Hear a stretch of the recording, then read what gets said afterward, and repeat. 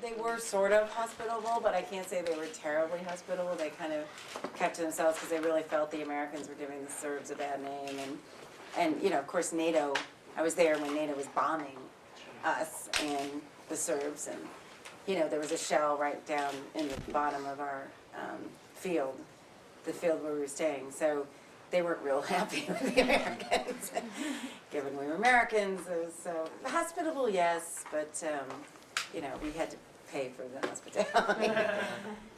But anyway, so what would you like to know? Yeah. Hi, I'm Luke. So, what inspired you to become a reporter? What inspired me to become a reporter? You know, what inspired me to become a reporter, I think, really is my uncle, Neil, who was wounded in D-Day, D-Day +4, and he was on the beaches in Normandy. And he was a machine gunner. He was 18, which is not, you know, your age, I guess, and really, and he was, in fact, they graduated him early from high school in order for a group of young men to get ready for D-Day. So they graduated him like 6 months earlier, put him through basic training, and shipped him right out. So he was, all of the people in his company, he was sort of down the totem pole being so young, so he was supposed to be like just feeding the bullets, and he ended up, each of his colleagues was killed. He ended up going up the chain, and eventually he had the gun, and he was shot too. And so he was paralyzed originally from the neck down, but then from the waist down. And still he came home, and the Army sort of came to him in the hospital and said, so what would you like to do for the rest of your life? You can have a choice, shoe repair or flower arranging. We're going to teach you, because he was now handicapped. What was he going to do? Nobody assumed that he could go to college because, you know, there wasn't any Disabilities Act, or so it was going to be pretty hard for him to get around and things. So he said, you know, I think flowers smell a lot better than shoes. So I'm going to go for that. And he actually really did put his mind to it, became the most successful florist in Cleveland, where I grew up. And but when I would go and visit him, he ended up having an apartment in my grandparents' house. And he's still alive. He's the oldest, one of the oldest, maybe the oldest living paraplegic from World War II, because there are a lot of medical conditions when you're sitting for all these years. And I mean, I can't say he goes through a lot every single day, but he still tries to get up and get out and drive himself around, and he still reads voraciously, and that's what inspired me. He, in Cleveland, would get the New York Times, the Christian Science Monitor, you know, and all these newspapers that in Cleveland, there was 2 papers in Cleveland, the Plain Dealer and the Cleveland Press. And he would just always read them. He was always up on current affairs. He had his own business, so he worked very hard too. But yet, he would always be talking about current affairs, and my father too, and my father and my parents also insisted that we watch the news every single night after dinner. That was a ritual in our house. And so, Walter Cronkite. And this was a ritual in a lot of people's houses, actually, in those days. You know, there wasn't an internet. And people really read the newspaper. That's where you got information. So, you know, my just listening constantly to people debating ideas and things. And then when Watergate occurred, I was about, I guess, 12, 13. And my uncle gave me a book, a transcript of the tapes, and Dean's book about Watergate. And I just read them voraciously, even though I was 12, and I'm reading the Watergate tapes. It just inspired me. And my uncle, when he came back, you know, from the war, it was when Joseph McCarthy was railing against communists. And, you know, and this was a person who fought, you know, my uncle got wounded fighting fascism. You would think he might be supportive of McCarthy. But in fact, he said, you know, I didn't fight for the freedom of this country to have someone come along and abridge people's right to free speech, like Senator McCarthy. So he was very, you know, anti the whole communist sort of scare in the 50s, where a lot of people were afraid to speak out their own political beliefs. And so he was always a big proponent of freedom of speech. So I think he was the person, I think, and Watergate as well. You know, Woodward and Bernstein, and the whole idea that, you know, reporters could uncover something that was really a danger to our democracy, really, in a way, and our freedoms. So I think that's what inspired me. Hi, I'm John.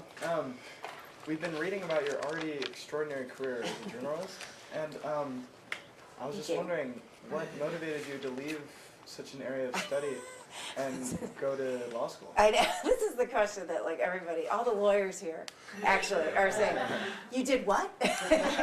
You quit my dream job to come here? But it's really funny. You know, I ended up covering the fall of communism and covering, you know, some amazing stories, covered the White House. But I also saw a lot of changes in the news business. And there was one thing, there's two different reasons I think I did this. Number one was that I was feeling a little disillusioned with the way that the news business is going. A lot of corporate, big, huge corporations are taking it over. When I started at ABC, the news part of the ABC was, as Roone Arledge used to say, the jewel in the crown. It was a public service. It was something that, you know, you informed people. It was part of the political debate. It was the fourth estate. It was that arm of the people that's a check and balance on the power of government. It informs you as a voter. But when a lot of corporations started taking over, the public interest aspect of journalism, that profession as journalism, it became more of a business. And people started to realize they could make money with news. In fact, actually, they realized it was CNN because Ted Turner was able to cut costs. They had sort of talking heads, you know, just these talk shows, and they would. It was cheap to produce. Although Ted Turner did, in fact, cover more of the world than the networks had. But the networks, you know, were getting squeezed. These book bureaus cost money. There was more cable outlets. People were tuning out. Advertisers, you know, they weren't getting as much advertising dollars, and in addition, they were being taken over by these big corporate interests who were looking more at the bottom line, and not at the public service aspect of news. And they were thinking, gee, we can make money on this. So I think the problem is, for me, then it started to be that there was less, I would see, you know, for instance, during Monica Lewinsky, tobacco legislation, you know, died in this country. I mean, you have the results of the tobacco lawsuits, but there was really going to be legislation regulating sale of tobacco, and that was going to have impact on other sort of potentially dangerous products down the road. And unfortunately, special interests on both sides of that legislation really killed it. And as a reporter, I'd done a lot of digging and had some really good information, and I went to my editors, and they said, no, you have to do Monica Lewinsky. They just keep following. We had 8 stories on Monica Lewinsky that day, and it just felt like, I said, we can't, in 24 hours of news, find 2 minutes to cover what is one of the most seminal pieces of legislation to come down the pike in decades. No, because people want to see Monica Lewinsky. So that sort of stuff started sort of disillusioning me about, you know, the profession as part of the political day. And I think that journalists serve a very important role. And I think, in fact, you've seen, to the country's detriment, political debate decline in the last few years. And potentially we might have gone, you know, at least the debate, people were not informed, perhaps, and journalists feel guilty about this, about the real reasons we went to war in Iraq. And there's still a lot of journalists who really, from the New York Times, I was just having lunch with the editor of the International Herald Tribune in London about a week and a half ago, and she spent the entire lunch telling me how guilty they feel about not adequately covering, how people got snowed, and we started thinking about how did that happen, because I was still covering, you know, post 9/11 things, and I remember people that were close to the president talking about connections to Iraq, and I was saying, well, you're not going to go into Iraq, are you? And now I'm thinking, what should I have done? You know, how should I have dug here? How should I have dug there? So I think that that was part of the reason I left. And then the other part of was the reason that inspired me to go to law school was that having covered communism and having covered places where human rights were abrogated, like in Chechnya, and covered places where the rule of law does not exist, I realized how really critically important the rule of law is for to guarantee people's freedoms. And so it just fascinated me to the extent that I really wanted to study the law and to study our Constitution and to study how we as a society are so good about how the rule of law has protected people throughout throughout our history. And when you think about desegregation, there's a lot of people who argue that if it wasn't for the courts and Brown versus the Board of Education, you wouldn't have desegregation. There's other people who argue actually that it was the courts who, in fact, were just echoing the sentiment of the public. And in fact, I saw an article the other day talking about, Roe v. Wade. What's going to happen with Roe v. Wade? And people were saying, ultimately the courts generally end up kind of sort of reflecting more accurately public opinion. And so there might be some middle row what'll happen. It won't be completely overturned, but it could be for late-term abortions, and they'll be somehow regulated and early, but in the middle there'll be a bar on later-term abortions, but the earlier ones will be regulated in some way, which was actually kind of original interpretations of Roe. So it's kind of interesting when you look at the rule of law and you look at the role of the courts and the legal system in the United States. So I guess that's why I went. And I also really wanted to study international human rights law because in my job as a journalist, I covered a lot of war zones, and I literally stood at the edge of mass graves, and I really saw what people can do to other people, and so it really interested me as a way of how could the law protect people's human rights. So I took a lot of international human rights law as well. So, yeah. In fact, I'm actually representing I'm going to be on a team, I am on a team, I just started on this case, 2 detainees at Guantanamo and from Yemen. So it's not so exciting because you don't get so much FaceTime on TV, but in some ways that the spirit of why I became a journalist, of sort of, kind of being it sounds very, very sort of immodest, but being a part of a profession that was a check and balance on government power and a way to guarantee our freedoms and our democracy. When I kind of felt like we weren't doing that anymore as a journalist, I tried to go to a profession, jokes about lawyers aside, that I felt would accomplish that. So. I'm Andrea. Nice to meet you. Nice to meet you. I was wondering, when you are teaching journalists, how does your training vary between different countries? Yeah, no, that's a good question. I think that you have to understand, you try not to tell people to pull their punches, really. But ultimately, in order for them to publish, there is going to be in some places where they don't have the protection of the law. Like they have what's called criminal libel laws, which make it a crime for you as a reporter even to accuse me as an official, even if you have the facts on your side, of wrongdoing. I can sue you for criminal libel. Now that's very unfair, and it's a way to stifle the press, but that's the reality in many, many, many countries. So I think what we try to do is look at the laws in each country as well. What rights do those journalists have? And many times we actually bring them together with lawyers and have them explain the laws and what they can do to try to be able to fully report, or as fully as possible, still somewhat stay within the law. But if they are violating the law because they feel that they really have to, and it's a bad law, to try to fight it and to fight it in court, but to use the law to their advantage. So the training actually changes according to the laws of the country. It also changes culturally because I think, there's different, there's different levels of what their own societies will tolerate about what they're going to say or how they're going to say it.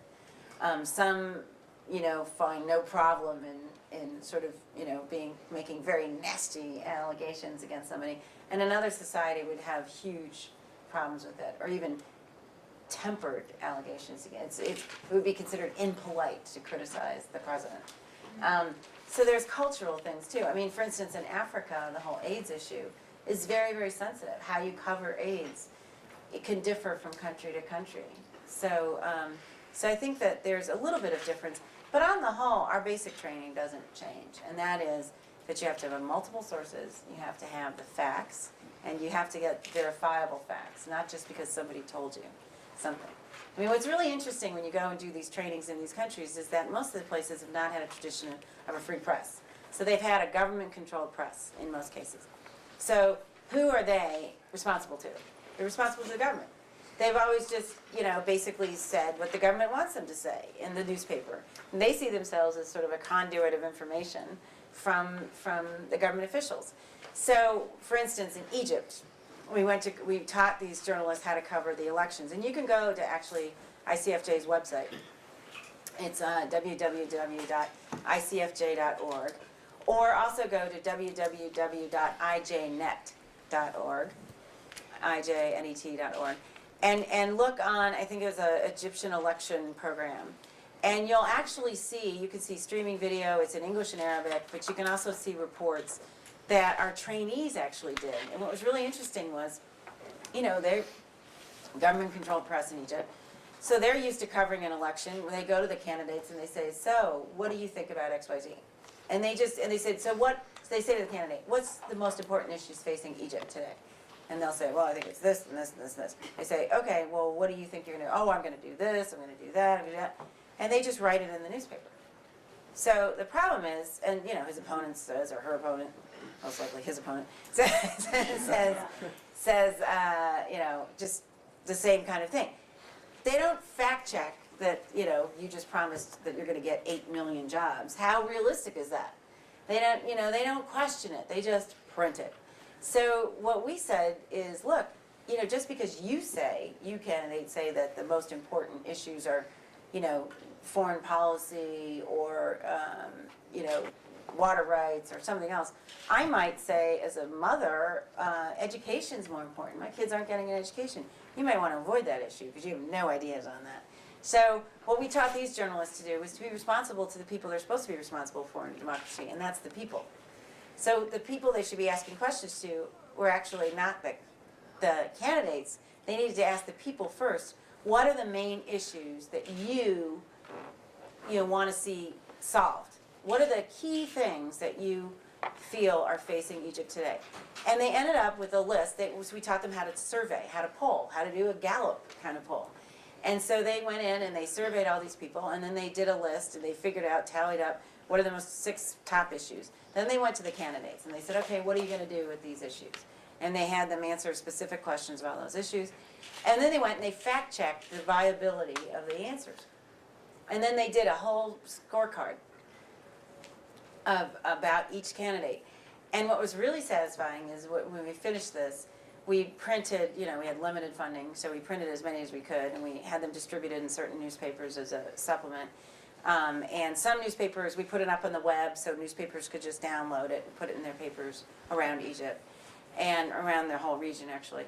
And they also did television versions of this and radio. But what was really satisfying is we got this phone call from this professor at American University in Cairo, who's Egyptian, and he said, here's a measure of your success in this project. He said, I was at a stoplight, and I was next to a truck, and the person in the truck, the truck driver, had his window open, and he had these Xerox sheets of your voter's guide, and he said, here, you got to read this. So I mean, that's real citizen journalism in a way. And so he was distributing it himself, because he said, this will really tell you the true story about what's important in these elections. And you know, there's a lot of good newspapers in Egypt, and so it was telling that this truck driver thought that this little sheet was, so that's sort of satisfying, but it also shows you why we try to, you know, what we try to train, that the people are, then those are kind of the basic tenets that I don't think change at all. You know, how to be as independent as possible, and how to be responsible to the people that you're supposed to be responsible to as journalists, and that's society and the electorate and citizens. Yeah. Thank you. Thanks. Hi, I'm Megan. we understand you've been in Chechnya, Romania, Afghanistan, and Bosnia during war times. How has your worldview been affected by seeing war and conflict so directly? And is there a certain experience that's shaped you that you can share with us?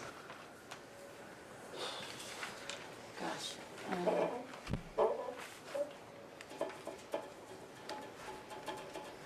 I was trying to think about that. That's one experience.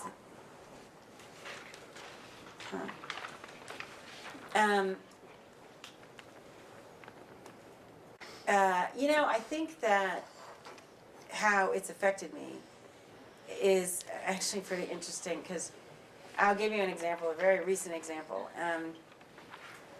My kids go to a Catholic school, elementary school, and the 8th grade, traditionally, the kids have a choice that they can go to the pro-life march down in D.C. and there's a mass there.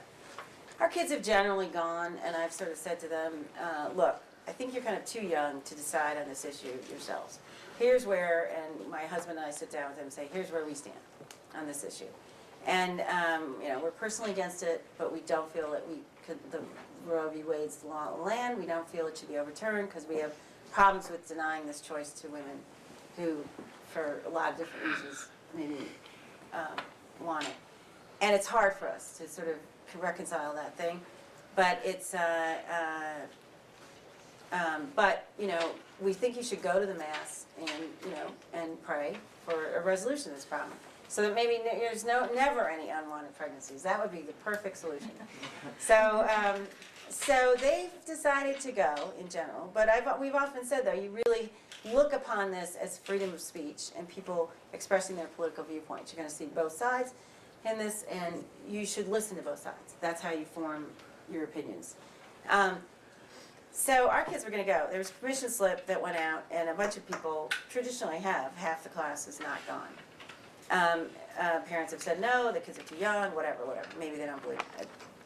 So in this situation, a teacher went around the room, went around to all the classrooms with a clipboard and asked each of the kids whose parents had said no, said they weren't going, was it their decision or was it their parents' decision, and did they believe in abortion or not, and why or why not?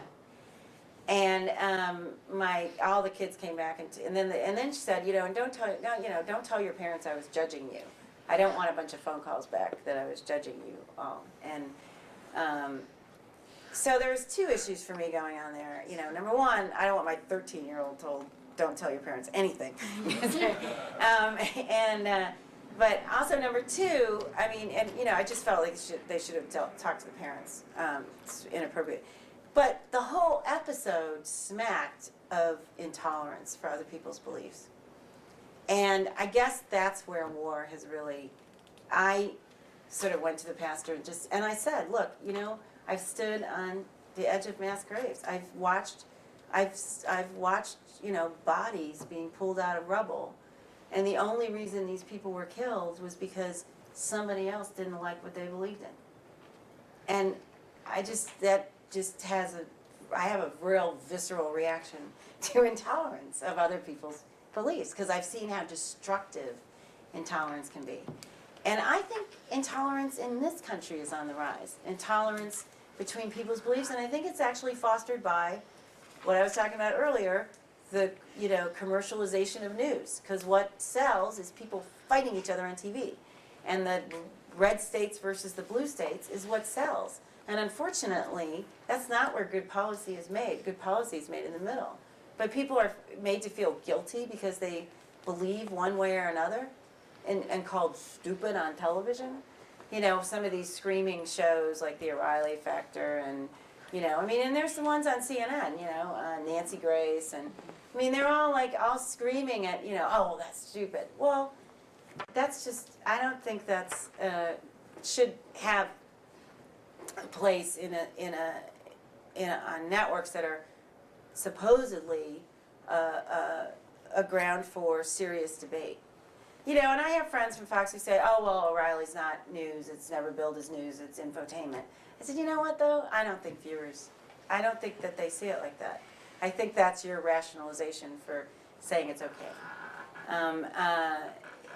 And but it's this intolerance stuff that I think is where I've come down from more, and that's really affected me. I mean, we ended up saying our daughters, she didn't go, as a protest. We just said, we're just you're not going to engage in this at all.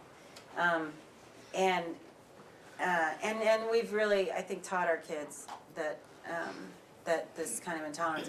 I mean, in terms of, you know, gosh,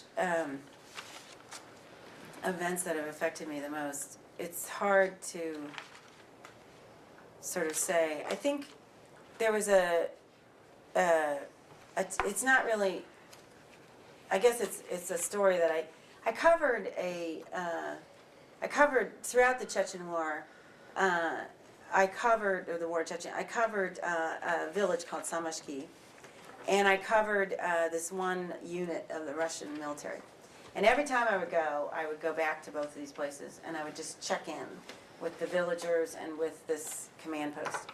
And this one time I went back, it was kind of the culmination in some ways. It was sort of the end of the war. But I went back, and there was these women who had stuck it out, were the only ones left, and who, you know, at one time during this whole, when I was covering them, at one point they'd been bombed. You know, there was a huge, they were getting, helicopter gunships were just bombarding them. And there was troops on the ground as well, but they were coming in and out, and they were just killing any life they saw in the, you know, anyone moving, they just shot. And these women were in this basement with all of the old men and women around the village. They'd taken them in, and they were trying to keep the kids quiet. And they were, because if they found them in the cellars, they were taking people out and shooting them, women, children, anyway. So this old man went out and, because one of the babies was really hungry, they hadn't had milk for 2 days. So this old man said, in my house down, just one house over, is milk, and I'll go get it. Because I'm so old, they'll know I'm so old, I can't possibly be, you know, in a danger. And in the end, you know, he was shot. We kind of reenacted this, because then I got the version from the troops, and sort of did that story. I went back to town, they were all leaving, actually, my last trip to the town. And it was funny, because I always went, so they used to hear, people would hear I was back in town or whatever. And here's this woman packing up all of her possessions. And it's kind of embarrassing, actually, this part. She's packing up all her possessions, and she goes back and she said, you know, I was hoping you'd stop by. We've got to give up. She was like, I'm never going to leave my home. She said, I've got to give up. I've got to go. I think my husband may be in Moscow. She hadn't seen her husband in 2 years. Didn't have a clue where he was. And she said, we're going to go to this refugee camp right over the border. And, you know, she had all the kids. And she said, but I was packing up, I was just about to leave, but I was hoping you'd stop, so I waited because I have a present for you. And she went back in and she said, I got this at the market. And the market in a war zone is pretty bleak. And it was a plastic brush and a little mirror. And she said, this is a gift for you because I know you need these when you do your stand-ups. And so it was very sweet. I was like, God, this is what she thinks of me. I always like, gotta kiss the hair. And so, but it was very sweet, you know. And so then it was very, you know, hard to say goodbye to her. And I lost track of her because they went to. I tried to find her in the refugee camps, but I have no way of finding her. But that woman had such bravery. I remember one time interviewing her, and my notebook fell on the floor, and her daughter just dove under a couch. She was shell-shocked. You know, 5-year-old kid. She was shell-shocked. I mean, I felt terrible. But she was just, any loud noise, you know, this kid just thought she was going to get shot. And then the other story, I think, is that same trip, sort of an emotional roller coaster. I went to this, I had, the previous month was International Women's Day. And International Women's Day is a big deal in Russia. And, you know, it's a huge holiday. So for this command post I'd been covering, they would never let me stay overnight, which is when all the action occurred, when they really got shot at and stuff. And the insurgents would come out in the field. And I kept begging them, let me stay overnight. So I was with my camera woman, Margaret Moth, and everybody else in the crew had gone off to feed the tape from that day. And we always traveled in teams because kidnapping is prevalent. So I never was like happened to Daniel Pearl. I mean, well, I always had systems in place. People had to call in every like hour from the sat phones, and you couldn't go off by yourself. Everybody always had to know where you were going, and just for the event that you couldn't meet somebody alone. So anyway, so Margaret and I went down to this shtab, and I'd forgotten it was International Women's Day, and I used to let the troops use my satellite phone to call relatives, their mothers, whatever. So I came by and I said, "Oh, does anybody need the phone?" And can I stay? My usual question: can I stay overnight? And they said, "Oh, no, the colonel's coming. We have a present for you. Spraznikum, it's International Women's Day." And I'm like, "Oh, I forgot about that." So the colonel comes out, and again, we're in a war zone in Market. He's got like these two dead tired carnations in his hand. He said, "Oh, we heard you were in town, and we went, and we appreciate that you've been covering, what we've done, and we got you these carnations." So they handed them to me, Spraznikum, and I was like, "Well, if you really want to make my International Women's Day, you'll let me stay over." So I did stay, and in the end, we hardly lifted the camera because they were talking to us. Really, well, Margaret didn't speak Russian, but she had actually been wounded in Sarajevo. She is missing most of her jaw now, and she was shot by a sniper in the car. She's an amazing camerawoman. It's covered many, many war zones, but so Margaret, we were just sort of fascinated listening to these guys' stories, and they were talking really honestly about this was their Vietnam. They were really concerned about the horrors people had, seen and perhaps engaged in, and what that was going to do to a whole generation of Russian men. I mean, there was very philosophical conversations about the future of their country and the impact of this war. And so most of the time, they were drinking lots of vodka, and they were like, no camera, no camera. So I took notes and notes and notes and notes and notes. But two of the most articulate guys, were leaving the following month. And we're so excited. We're telling them about their families, and they're showing me pictures of their kids. And one of them is an older guy. And so the next month, when I'd come back, I saw the people leaving from Samashki, and I went to the shtab, and I said, "So those guys left last week, right? They went out, And so have you heard from them yet? You want to call them on the phone because and aren't they in Nizhny?" And this guy says, "Oh, you didn't hear?" And he's like, "Let me go get the colonel." And I'm thinking, what's going on? And they all were like slicking down, and the colonel comes out, and he said, they tripped a mine on the way to the airport. Oh.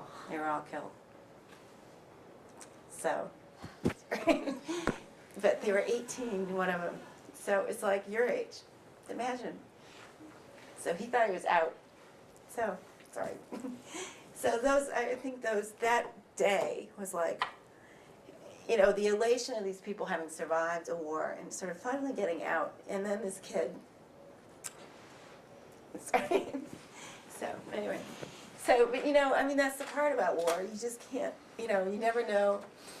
All these people, they're all sort of innocently drawn into it. And these soldiers are, these soldiers, they don't know why they're there half the time. I mean, they're just sort of, in the coup in 91, they weren't even told what they were doing. And so it was really kind of amazing because they, these guys, that's how actually they turned against the coup plotters because, there was these women, babushki, coming up to the tanks and these old ladies. And they were like, "Does your mother know you're here? And do you know what you're doing?" And they're saying, "Well, we heard Gorbachev was sick and we're protecting the country." She's like, "You're engaged in a coup, and this is against the people." And, eventually, but, half of those guys, they were just kids, who were drawn into this thing. They were conscripts. I mean, in Russia, it's forced, it's forced conscription. So, anyway, sorry. But, other questions? Given your life experience, what would you offer our generation for advice? We always do that. I know. I know. I know. She warned you at the beginning. I know. Get involved with community, I think, is, I think that in today's world, everybody's wired up. And I watch this with my kids. They've got their iPad in, they're IMing their friends, they're doing their homework, and they've got the radio on. They're going, how much more, stuff could be, they've got 3 screens up on the computer, too. They've got the IM, they've got, video playing, they've got, and their English paper. I'm like, oh, yeah, I bet that's really getting a lot of attention.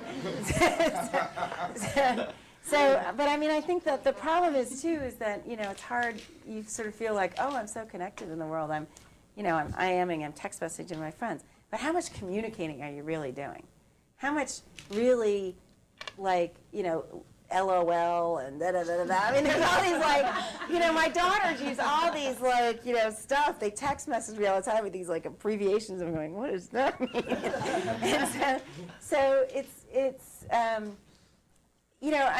just writing a long letter to somebody and, writing an essay about what you feel, keeping a diary, but getting involved with community, getting involved with other people. I have my kids, we go and make dinner for homeless families that stay at our church and other churches in the community. And they're single moms who are homeless. And they basically go from church to church, but the kids, there's 3 or 4 families, and you basically make roast chicken, pasta or something, take it. But then the idea is that the kids play with their kids for a couple hours, and then the moms get a break, because these moms never get a break. They're just always on. If they're working, they might drop them at a daycare, but then they never get a break. They can't afford a babysitter. So that's the idea, and it's really interesting because my kids have really, I think, learned a lot from that experience, because they're like, wow, they don't have toys. My 9-year-old was like, because she said, why can't I take this doll, to this little girl? And I said, because they don't want you to take the toys have to stay in the church. We brought toys, and that's what they want. Just they don't want to keep piling up toys at the church because they can't take them with them. They don't have a home. They don't have any place to put the toys. So that was kind of, it was a huge eye-opener for her. And so I don't know. I just think also politically, you guys got to get involved. I just think, that's what I mean. Get involved with community. Get involved with people in your community. Get involved with people who aren't of your social ilk. Understand America and Americans, and get involved politically. And no matter what party you feel, about, just get involved. And hopefully not on the sort of screaming right and the screaming. But I think people should get involved with what's happening with journalism. Start a debate about and demand better quality of the quality press. That's a good thing. So anyway, I'll get off my soapbox about the press. I'm not actually, I think the press is great here. I'm not trying to say that, and they're such amazing people, but there is sort of a huge transformation occurring, and people are really not sure how to deal with it. And they're really scared that the quality press is going to disappear and just be this sort of hobnob of blogs and commercialized infotainment, newspapers, are really declining. Buy a newspaper, or support the Wall Street Journal or somebody's website, because quality press needs to be supported, I think. So anyway, that's it. Keep that in mind when you report for our weblog. Okay. Thank you.